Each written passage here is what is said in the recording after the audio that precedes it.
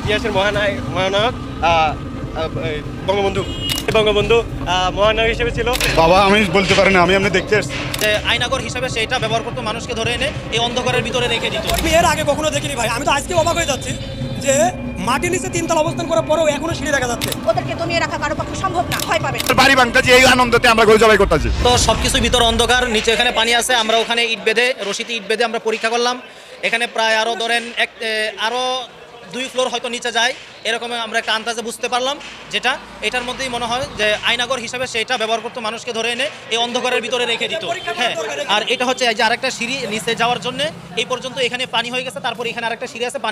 এই পানির কারণে নিচে যাওয়া যাচ্ছে না আর কি, আমরা যেতে পারছি না। রুমগুলো ছোট ছোট, আমরাও সেটা ভাবছি এইগুলাতে এনেই আইনাগর হিসাবে শেখ হাসিনা ব্যবহার করতো, স্বৈরাচার যে সরকার। এটা তো পার্সোনাল ব্যাপার হচ্ছে, যেহেতু এখানে কোনো জনতা আসতে পারতো না, কারণ এখানে প্রশাসনকে ঘিরে রাখা হতো, আর্মি, পুলিশ, আনসার বাহিনী সকলকে দিয়ে এলাকাটা সংরক্ষিত করে রাখা হতো। এখানে পাবলিক ঢোকার কোনো সুযোগ পেত না, যার কারণে আমরা নিঃসন্দেহে ধারণা করছি না, আমরা এখানে যেহেতু উপস্থিত আছে আমরা দেখতেছি যে এখানে একটা সিঁড়ি ব্যবহৃত হচ্ছে। আর অলরেডি আমরা মাটির নিচে 3 তলা অবস্থান করছি। আওয়ামী লীগকে চিনছে যে তারা কি ছিল, তারা বারবার বলছে আমাদের ক্ষমতা চাই না, ক্ষমতা লাগবে না, তারা জনগণের সাথে তারা কাজ করতে চায়। মূলত জনগণকে তারা গরু, ছাগল, ভেড়ার মতন ব্যবহার করছে। তারা আমাদেরকে যেভাবে হত্যা, গুম, খুন করছে, এই ইতিহাসের পাতায় এমন আর কোনো দেশ নেই যেই দেশ বাংলাদেশের চাইতে বেশি গুম খুনের শিকার হয়েছে। আমি এর আগে কখনো দেখিনি ভাই, আমি তো আজকে অবাক হয়ে যাচ্ছি যে মাটির নিচে 3 তলা অবস্থান করার পরেও এখনো সিঁড়ি দেখা যাচ্ছে। এটা তো আমাদের আসলে ভাবনার বিষয় যে এখানে না জানি এখনো কতটা গভীরে বিল্ডিংগুলো নিয়ে যাওয়া হয়েছে। মানুষ এই বাংলাদেশের 18 কোটি মানুষের সারা রাত মনে করেন ঘরের বাইরে রাখছে, জঙ্গলে রাখছে, বিলে রাখছে, জিলে রাখছে। এই শেখ হাসিনা, খুনি শেখ হাসিনা। হ্যাঁ, যত গুম খুন আয়নাঘরের মধ্যে, হ্যাঁ, সাধারণ একটা ডিবির প্রধান ছিল হারুন, হলো একটা সাধারণ ফ্যামিলির ছেলে। হ্যাঁ, আজকে এই মানুষকে গ্রেপ্তার করে পিন্ডিং মামলা, গাইবি মামলা সম্পূর্ণ এইগুলা এই মানে পরিবেশ করছে এই শেখ হাসিনার কথাকালি। এই শেখ হাসিনার পাইলে তো গরুর কালো বোনা করার দরকার, আমি যেটা মনে করি। গরুটা দিল শেখ হাসিনার উদ্দেশ্যে, শেখ হাসিনার বাড়ি ভাঙতেছি, এই আনন্দতে আমরা গরু জবাই করতেছি। সবাইয়ের জন্য যে আইতে পারে এই নিব, ঠিক আছে, এটার কোনো বাধা নাই, এটার কোনো বাধা নাই। এই শেখ হাসিনা আজকে আমরা 11টা মামলাতে আজকে দেশান্তরী করছে এই আওয়ামী লীগ সরকার। বঙ্গবন্ধু বাড়ি থেকে এটা পেয়েছে যে সাধারণত জাদুঘরে এটা রাখা হয়েছিল সম্ভবত। এটা ছিল যে 1927 সালের 29শে ফেব্রুয়ারি বৃহস্পতিবার। আর ওই বৃহস্পতিবার, আজকে কিন্তু বৃহস্পতিবার, কিন্তু ওই বৃহস্পতিবারে বঙ্গবন্ধু মহানায়ক হিসেবে ছিল। আজকে সে কালপিট হিসেবে সবার সামনে প্রকাশ পেল। আর এখানে লেখা হয়েছিল যে স্টার উইকেন্ড, এটা ব্রিটিশ আমলের পত্রিকা ছিল। আর ব্রিটিশে লেখা আছে যে হার্স ফাদার্স ডটার, তার বাবার মেয়ে। তার 1971-এ যে মুক্তিযুদ্ধ হয়েছিল, তার মুক্তিযুদ্ধের নাম করে যে তার বাবা শেখ হাসিনা, যে প্যাসিস্ট সরকার, তিনি 1927 সালে ওই সময় সরকার ছিল এরশাদ, এরপরে নির্বাচনের জন্য তার বাবার নাম করে নির্বাচন প্রচারণা চালানোর জন্য এই পত্রিকাটা ছাপানো হয়েছিল।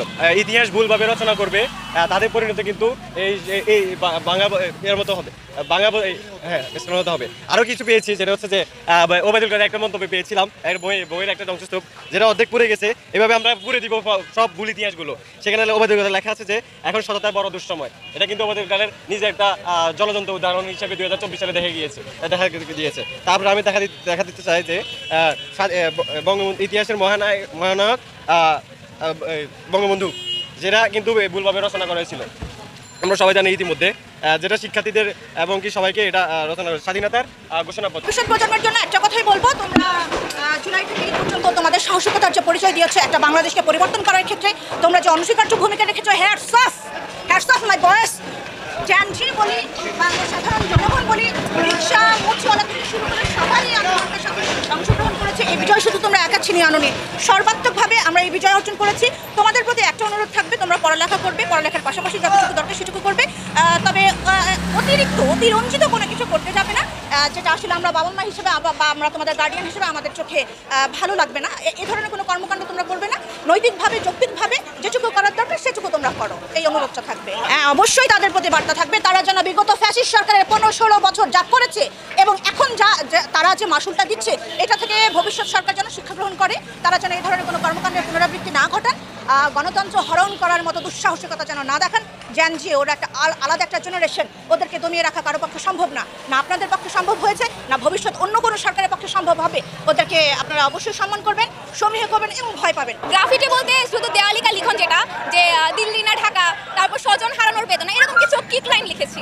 অবশ্যই না, পড়াশোনার মান তো অবশ্যই ধ্বংসপ্রাপ্ত হয়েছে। যেমন আমরা হচ্ছে যে কাঠামোতে পড়াশোনা করে করে এসেছি সেটা আমি বলবো না যে খুব মানসম্মত ছিল, কিন্তু বর্তমান প্রজন্মের, আমি বর্তমানে অনার্স তৃতীয় বর্ষের শিক্ষার্থী, তো আমরা যে সময়ে যে কাঠামোতে পড়াশোনা করে এসেছি সৃজনশীল কাঠামোতে, তো তবু আমরা যতটুকু শিখতে পেরেছি, বর্তমান জেনারেশনে বাচ্চারা তেমন কিছুই শিখছে না, মানে শিখতে পারেনি। এখন বর্তমান কারিকুলাম চেঞ্জ হবে। আচ্ছা, প্রথমত আমি আমার বন্ধু বান্ধবের সাথে আসিনি, আমি আমার ফ্যামিলি, আমার ভাই, আমার কাজিনের সাথেই এসেছি।